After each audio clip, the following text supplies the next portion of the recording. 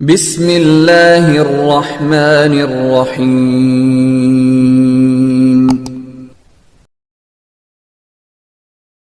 لهذا القرآن والغوا فیہ لعلکم تغلبون۔ سورہ حامیم سجدہ ہے، 24واں پارہ۔ اللہ رب العزت نے اس سورت کی چند آیات میں 4 قسم کے لوگوں کا تذکرہ فرمایا ہے۔ 2 قسم اچھے لوگوں کی ہے اور 2 قسمیں برے لوگوں کی ہے۔ جیسے ہم کہتے ہیں کہ ایک آدمی برا ہے، اور یہ بھی کہا جاتا ہے کہ فلاں آدمی بہت برا ہے، یہ دوسری قسم ہوتی ہے۔ ایسے اچھے اور جو نیک لوگ ہیں ان کے بارے میں کہا جاتا ہے کہ فلاں آدمی اچھا ہے، نیک ہے، اور دوسرا یہ شخص جس کے بارے میں کہا جاتا ہے کہ یہ بہت ہی اچھا، بہت ہی نیک ہے۔ اللہ نے اس طرح 4 قسم کے لوگوں کا بیان فرمایا ہے۔ مکہ میں نبی اکرم صلی اللہ علیہ وآلہ وسلم نے جب اعلانیہ دعوت کا آغاز کیا تو آپ قرآن پڑھا کرتے تھے۔ وہ لوگ عربی زبان کو جانتے تھے، عورتیں بھی جانتی، بچے بھی جانتے تھے، تو آپ کے قرآن کو سن کر متاثر ہوتے تھے، اسلام میں داخل ہو جاتے، جس سے مشرکین مکہ کو بڑی تکلیف تھی۔ انہوں نے اس دعوت کو روکنے کے لیے کچھ اقدامات کیے۔ ان میں ایک ان کا اقدام یہ تھا کہ پابندی لگا دی کہ کوئی شخص جو ہے اونچی آواز سے قرآن نہیں پڑھ سکتا۔ نبی اکرم صلی اللہ علیہ وسلم پر پابندی تھی کہ آپ بھی نہیں پڑھ سکتے۔ آپ پڑھتے تھے تو آپ پر بھی کئی دفعہ حملہ کر دیا جاتا۔ ابو بکر رضی اللہ تعالیٰ عنہ لوگوں کو قرآن سناتے تھے تو ان پر بھی پابندی لگا دی کہ آپ بھی نہیں پڑھ سکتے، حتیٰ کہ وہ ہجرت کرنے پر مجبور ہو گئے، حبشہ کی طرف ہجرت کرنے کے لیے چل پڑے۔ رستے میں ایک جگہ آتی ہے برق غماد، وہاں پہنچے تو وہاں ابن دوغنا، یہ کارا قبیلے کا ایک سردار تھا، اس نے پوچھا کیوں جا رہے ہو؟ انہوں نے کہا کہ مکہ والے رہنے نہیں دیتے، اس لیے مجبور ہو کے نکل رہا۔ انہوں نے کہا کہ آپ جیسا شخص اتنا رحم دل، مہربان، سچا، امانتدار، اچھے اخلاق والا، سخی آدمی جو ہے اس کو مکہ سے نکال دیا جائے، یہ تو ممکن نہیں ہے، آؤ میں آپ کے ساتھ چلتا ہوں۔ وہ واپس لے کے آ گیا۔ ابو بکر رضی اللہ تعالیٰ عنہ کا مشرکین مکہ سے اس نے معاہدہ کروا دیا، لیکن انہوں نے شرط یہ عائد کر دی کہ آپ قرآن اونچی آواز سے نہیں پڑھیں گے، گھر میں پڑھ سکتے ہیں، آہستہ آواز سے پڑھ سکتے ہیں۔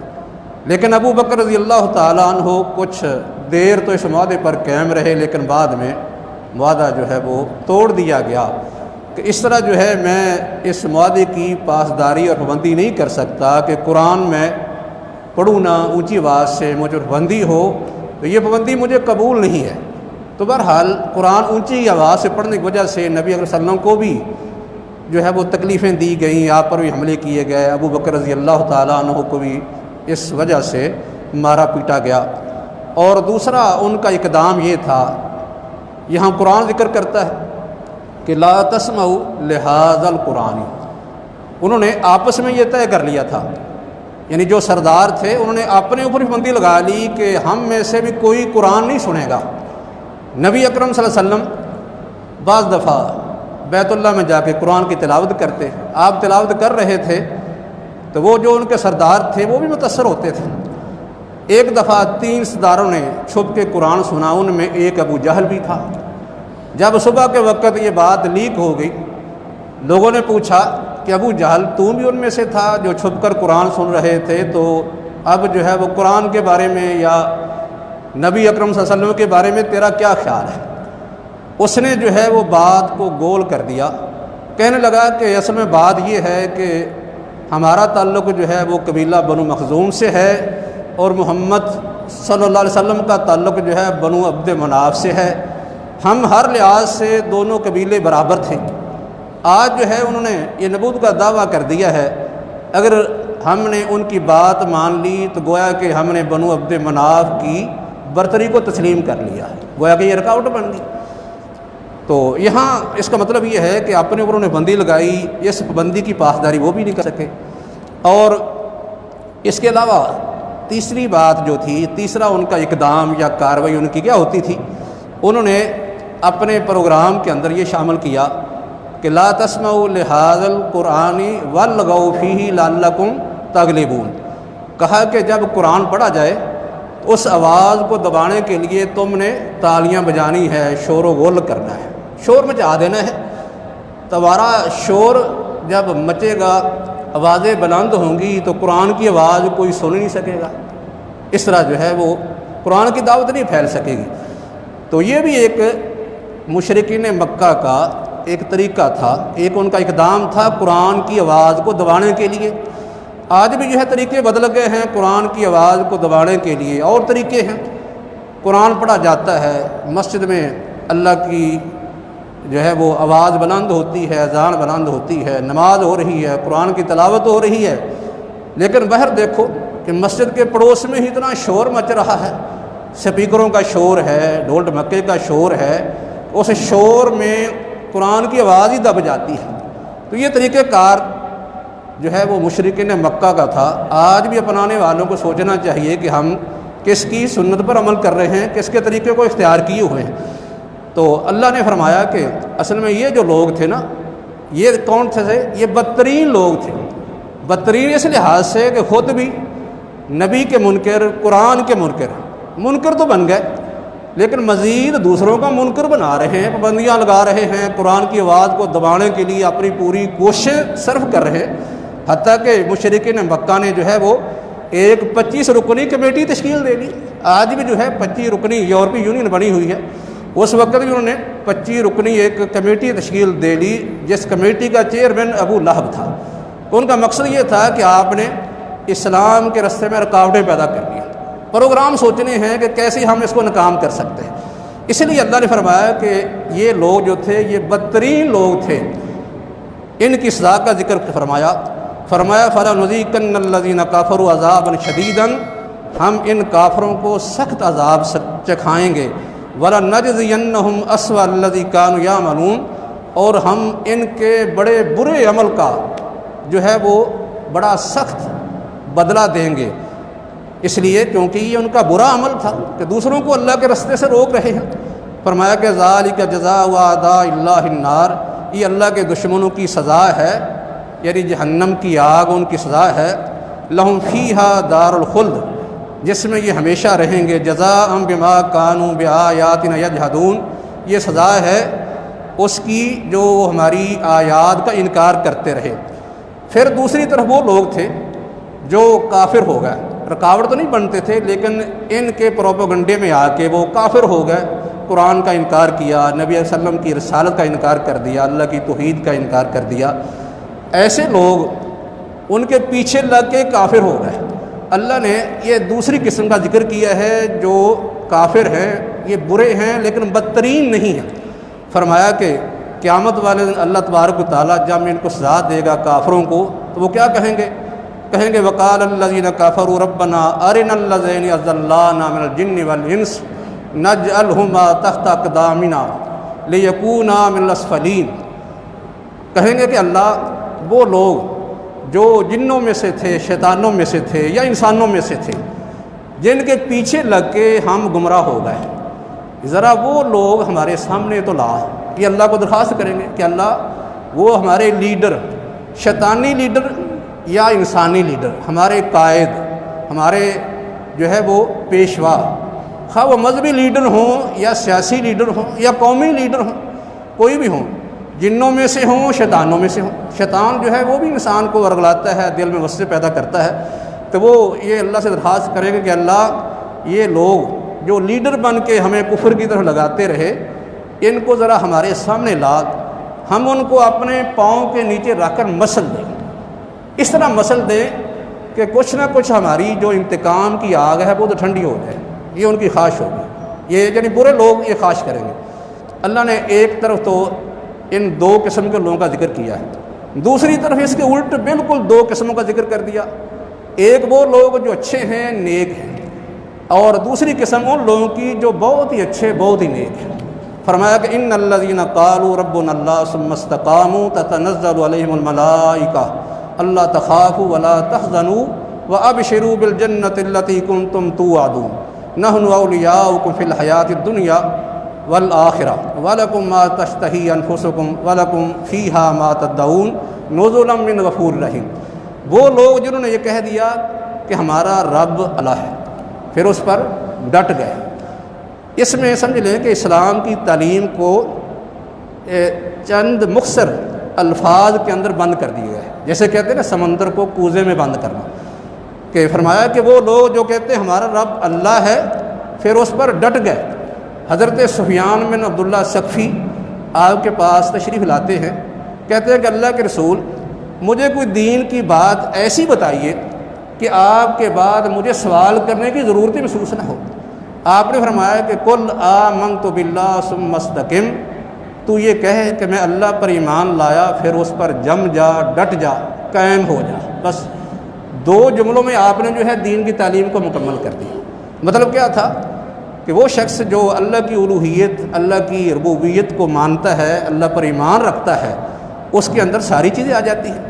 جب اس نے یہ کہا کہ میں اللہ پر ایمان لایا تو پھر اللہ کے رسول پر بھی لائے گا، اللہ کے فرشتوں پر بھی لائے گا، کتابوں پر بھی اس کا ایمان ہوگا۔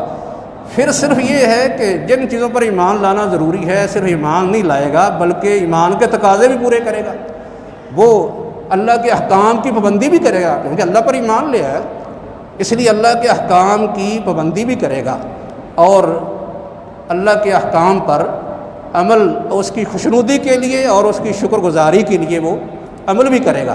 فرمایا کہ یہ شخص ہے جو دین پر ڈٹنے والا ہے، اس کو اس رستے میں کوئی مشکل آئے، تکلیف آئے تو اس کو بڑے وہ تحمل سے برداشت کرتا ہے، صبر سے برداشت کرتا ہے۔ فرمایا کہ یہ مومنوں کی ایک قسم ہے۔ تو ان کو خوشخبری کیا ہے کہ ان پر اللہ کے فرشتے نازل ہوتے ہیں، دنیا میں نازل ہوتے ہیں، دنیا میں فرشتے نازل ہو کے ان کو تسلی دیتے ہیں کہ تم اللہ کے دین کی پابندی کر رہے ہو، اللہ کے احکام بجا لا رہے ہو، اور تمہارے راستے میں رکاوٹیں بہت سی ہیں، جبکہ اسلام دشمن قوتیں بڑی زور آور ہیں، ظالم بن چکی ہیں، چیرہ دست ہیں، اس لیے ان سے ڈرنے کی کوئی ضرورت نہیں، خوف کرنے کی ضرورت نہیں ہے۔ اس لیے اللہ نے تمہارے لیے جنت تیار کی ہے، اور جنت ایسی نعمت ہے کہ اس کے مقابلے میں دنیا کی ساری نعمتیں یہ ہیج ہیں، یہ کوئی حیثیت نہیں رکھتی۔ اس لیے یہ فرشتے جو ہیں وہ ان کو بشارتیں دیتے ہیں۔ دنیا کے اندر اس وقت آدمی فرشتوں کو دیکھتا نہیں ہے، لیکن اس کا مطلب یہ نہیں فرشتے نظر نہیں آتے تو فرشتے ان پر اترتے نہیں ہیں۔ جنگ بدر میں فرشتے اترے تھے، نبی صلی اللہ علیہ وسلم کے علاوہ کسی کو نظر نہیں آتے تھے، لیکن مسلمانوں کو تسلی دینے کے لیے، حوصلہ دینے کے لیے، ان کی ڈھارس بندھانے کے لیے اللہ نے ان کو نازل کیا۔ ایسے ایک مسلمان آدمی جو اپنے دین پر ڈٹ جاتا ہے، حالات کو وہ نہیں دیکھتا بلکہ اس طرح جو ہے وہ جم کے اپنا ایمان اور عمل جو ہے وہ جاری رکھتا ہے، تو فرشتے جو ہیں اس کو تسلی دیتے ہیں، حوصلہ دیتے رہتے ہیں۔ یہ اس کی زندگی میں ہوتا ہے۔ جب موت آتی ہے تو فرشتے پھر اس کو اللہ کی طرف سے بشارتیں دینا شروع کر دیتے ہیں، سلام آتے ہیں۔ قبر میں جاتا ہے تو پھر بھی فرشتے استقبال کرتے ہیں، سلامتی کی دعائیں کرتے ہیں، اس کو اللہ کی طرف سے جنت کی بشارتیں سناتے ہیں۔ قیامت والے دن بھی ایسا ہوگا، موت کے وقت فرشتے نظر آتے ہیں، قبر میں بھی فرشتے نظر آتے ہیں، قیامت والے دن فرشتے نظر آئیں گے، لیکن دنیا میں نہیں آئیں گے۔ یہ اللہ کا نظام ہے کہ جب وقت زندگی کا پردہ ہے اس وقت فرشتے نظر آتے نہیں ہیں، لیکن فرشتے نازل ضرور ہوتے ہیں، مدد ضرور کرتے ہیں۔ یہ اللہ فرماتے ہیں کہ وہ آ کے تسلیاں دیتے ہیں کہ ڈرنے کی ضرورت نہیں ہے، جس منزل کی طرف آپ نے جانا ہے وہ منزل بڑی اچھی منزل ہے، جنت ہے، اس لیے آپ کوئی بری منزل کی طرف نہیں جا رہے، اور دنیا کو چھوڑ کر اگر جا رہے ہیں تو اس پر بھی غم کرنے کی ضرورت نہیں ہے، یہ جو جدائی ہے اس پر پریشان ہونے کی ضرورت نہیں ہے۔ یہ فرشتوں کی طرف سے تسلیاں ہوتی ہیں۔ آخر میں یہ ہے کہ تم جب جاؤ گے اللہ کے ہاں، جس منزل کی طرف، جس رستے کی طرف تم جا رہے ہو، اس میں جو چاہو گے وہ اللہ تمہیں دے گا، جو تمہارا مطالبہ ہوگا وہ تمہیں ملے گا، اس لیے کیونکہ تم دنیا کے اندر اللہ کے مطالبے پورے کرتے رہے، تو اب آخرت میں اللہ رب العزت تمہارے مطالبے پورے فرمائے گا۔ تو پھر فرمایا کہ یہ تو قسم تھی ان لوگوں کی جن کو ہم کہتے ہیں نیک اور اچھے لوگ، اس کے بعد اللہ نے بیان فرمایا کہ ایک قسم لوگوں کی وہ ہے جو بہت ہی اچھے، اس سے بھی اگلے درجے کے لوگ ہیں۔ وہ کون سے ہیں؟ فرمایا کہ من احسن قولا ممن دعا الی اللہ وعمل صالحا وقال اننی من المسلمین۔ فرمایا کہ اس شخص سے بہتر کسی کی بات ہو نہیں سکتی جو شخص کیا کہتا ہے، خود کہتا ہے کہ میں اللہ کا فرما بردار ہوں، نیک عمل بھی کرتا ہے اور ساتھ ساتھ وہ لوگوں کو نیکی کی دعوت بھی دیتا ہے۔ کہتا ہے کہ میں نے خود صرف نیک بن کے نہیں بیٹھنا بلکہ میں نے دوسروں کو بھی نیک بنانا ہے۔ اس لیے فرمایا کہ جو آدمی اللہ کی طرف بلانے والا ہے اس کی بات سے بہتر کسی کی بات نہیں ہو سکتی، لیکن شرط کیا ہے کہ خود مطیع فرمانبردار ہو، عمل کرنے والا ہو، اور یہ یعنی بہت اچھے اعلیٰ درجے کا شخص ہے۔ لیکن جس نے دعوت دینی ہے اس کے لیے اللہ نے ایک اصول بیان فرما دیا۔ وہ اصول کیا؟ فرمایا کہ ادفع ولا تستوی الحسنۃ ولا السیئۃ۔ پہلے تو یہ بات بتائی کہ نیکی اور بدی دونوں کبھی برابر نہیں ہو سکتے۔ یہ اس لیے بیان فرمایا کہ کفار مکہ کیا کرتے تھے، وہ خود بھی حق کے منکر اور لوگوں کو بھی کفر کی دعوت دیتے تھے۔ ان کی بات جو تھی یہ بری تھی، یہ بدی تھی، اور جب کہ دوسری طرح نبی اکرم صلی اللہ علیہ وسلم کا جو پیغام تھا یہ حق کا پیغام تھا، لوگوں کو دعوت دی جاتی تھی، تو یہ کیا تھی؟ یہ نیکی تھی۔ فرمایا کہ ایک آدمی کسی کو نیکی کی دعوت دیتا ہے، نیکی طرف بلاتا ہے، دوسرا برائی کی طرف بلاتا ہے، برائی کی دعوت دیتا ہے، نیکی کے لیے رکاوٹیں کھڑی کرتا ہے، تو یہ نیکی اور بدی دونوں برابر کبھی ہو نہیں سکتے، دونوں کا انجام برابر نہیں ہو سکتا۔ برائی کا انجام ہمیشہ برا ہوتا ہے، برائی کرنے والے کو وہ تباہ و برباد کر دیتی ہے، لیکن نیکی کا انجام ہمیشہ اچھا ہوتا ہے، وہ اس نیکی اس کو دنیا آخرت میں کامیاب کر دیتی ہے۔ اس لیے فرمایا کہ نیکی اور بدی دونوں برابر نہیں ہو سکتے۔ پھر فرمایا کہ جب آپ دعوت دیں گے لوگ آگے سے کوئی سلام تو نہیں کریں گے، آگے سے وہ مشکلات پیدا کریں گے، تکلیفیں دیں گے، مار پٹائی بھی ہوگی، گالی گلوچ بھی ہوگا، ہنسی مذاق بھی کریں گے، مذاق اڑائیں گے، تو آپ آگے سے کیا کریں؟ ادفع باللتی ہی احسن۔ آپ جب کوئی آپ سے برا سلوک کرے تو آپ اس کا جواب برائی سے نہ دیں بلکہ اچھائی سے دیں۔ ہمارے ہاں لوگ عام طور پر یہ ہوتا ہے کہ اگر کوئی شخص کسی کو نیکی کا جواب نیکی سے دے، برائی کا برائی سے دے، کہتے ہیں کہ چلو یہ بھی آدمی اچھا ہے۔ نیکی کا جواب نیکی سے، برائی کا برائی سے۔ عام طور پر لوگوں کی عادت یہی ہوتی ہے، لوگ کہتے ہیں کہ اگر کوئی آدمی ہمارے ساتھ اچھا کرے گا تو ہم بھی اچھا کریں گے، اگر وہ برا کرے گا تو ہم بھی برا کریں گے، جبکہ اسلام بیان کرتا ہے کہ یہ کوئی نیکی نہیں ہے۔ اور ایک قسم لوگوں کی وہ ہوتی ہے کہ جو کسی کو نیکی کا جواب ہی برائی میں دیتے ہیں، کوئی نیکی کرتا ہے تو آگے سے برائی کرتے ہیں، تو یہ شخص بدترین شخص ہوتا ہے کہ کسی کی نیکی کا جواب جو ہے وہ بھی برائی میں دے۔ اور تیسری قسم جو سب سے اعلیٰ لوگوں کی قسم ہے وہ کیا ہے؟ اللہ نے بیان فرمایا ادفع باللتی ہی احسن، کہ کوئی آدمی آپ سے برا سلوک بھی کرے تو آپ اس سے اچھا سلوک کریں، تو اس کا فائدہ کیا ہوگا؟ فرمایا کہ فَإِذَا الَّذِي بَيْنَكَ وَبَيْنَهُ عَدَاوَةٌ كَأَنَّهُ وَلِيٌّ حَمِيمٌ، پھر وہ شخص جس کے اور تیرے درمیان دشمنی ہے، عداوت ہے، وہ تیرا گہرا جگری دوست بن جائے گا، کیونکہ وہ خود شرمندہ ہوگا، اسے ندامت ہوگی کہ میرا اس کے ساتھ سلوک کیسا تھا، اس کا جواب میں کیسا سلوک ہے۔ آخر کار ایک دن آئے گا کہ اس کی یہ دشمنی، یہ عداوت، یہ نیکی میں تبدیل ہو، یہ جو دوستی میں تبدیل ہو جائے گی، آپ کا دوست بن جائے گا، آپ کے قریب آ جائے گا، آپ کی دعوت، آپ کا پیغام جو ہے وہ آگے چلنا شروع ہو جائے گا۔ لیکن بعد میں یہ تو ایک اصول تو بتا دیا، اصول بڑا سنہری ہے کہ کسی کو نیکی کا، کسی کو برائی کا بدلہ جو ہے برائی میں نہ دیا جائے، لیکن اللہ نے فرمایا کہ یہ ہر شخص نہیں کر سکتا۔ وما یلقاها الا الذین صبروا وما یلقاها الا ذو حظ عظیم۔ یہ کام بڑے جو ہے وہ دل جگرے کا کام ہے، ہر آدمی کے لیے آسان نہیں ہوتا، لیکن وہ لوگ جن کو اللہ نے صبر دیا ہے، برداشت دی ہے، ہمت دی ہے اور بڑے بخت والے ہیں، نصیبے والے ہیں، وہ یہ کام کر گزرتے ہیں۔ نبی صلی اللہ علیہ وسلم نے خود بھی کیا ہے، آپ نے پتھر کھائے ہیں، گالیاں سنی ہیں، مذاق سنا ہے، بڑی بڑی تکلیفیں برداشت کی ہیں، اور صحابہ کرام بھی کرتے رہے۔ تو اللہ فرماتے ہیں کہ یہی صبر والے اور بڑے نصیبے والے جو ہیں یہ کام کرتے ہیں، لیکن جو لوگ یہ کام کر لیں اس طریقے سے خود عمل کریں دین پر، دین کو مانتے ہیں پھر عمل کرتے ہیں، لوگوں کے سامنے اللہ کے رسول کی فرمانبرداری کا عملی نمونہ پیش کر دیتے ہیں، اور پھر صرف اسی پر ہی نہیں اکتفا کرتے بلکہ دوسروں کو دعوت دینا شروع کر دیتے ہیں کہ جیسے ہم اللہ پر ایمان لائے ہیں، اس کے احکام کو بجا لا رہے ہیں، اللہ کے رسول فرمانبرداری کر رہے ہیں، آپ بھی کریں۔ اللہ تعالیٰ ہمیں اگر اس کے بدلے میں دنیا آخرت میں اچھا بدلہ دے گا، اللہ دنیا کے اندر کامیابی دے گا، آخرت میں جو ہمیں جنت فردوس میں جگہ دے گا، اللہ مقام میں ہمیں پہنچائے گا اور اپنے عذابوں سے بچائے گا، تو آپ بھی اس میں شریک ہو جائیں، دوسروں کو دعوت دیتے ہیں۔ اس لیے فرمایا کہ یہ لوگوں کی چوتھی قسم ہے جس کو ہم کہتے ہیں کہ یہ بڑے اعلیٰ درجے کے لوگ ہیں کہ جو خود بھی دین کے پابند ہوتے ہیں، ڈٹ جاتے ہیں، استقامت کا مظاہرہ کرتے ہیں، اور اس کے ساتھ ساتھ لوگوں کو اس کی دعوت دیتے ہیں۔ اللہ رب العزت ہمیں اسی قسم میں شامل فرما لے۔ وما علینا الا البلاغ۔